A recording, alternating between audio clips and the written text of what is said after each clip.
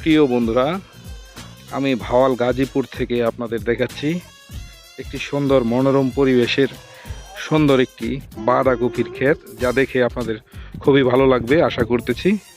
পাশাপাশি রয়েছে ফুলকপির ক্ষেত। ফুলকপি এবং বাঁধাকপির পার্থক্য হলো বাঁধাকপির পাতাগুলো একটু বড় সাইজের, আর ফুলকপি যেগুলো আছে এগুলোর পাতাগুলো একটু চিকন সাইজের, ছোট সাইজের, যা ছড়ানো।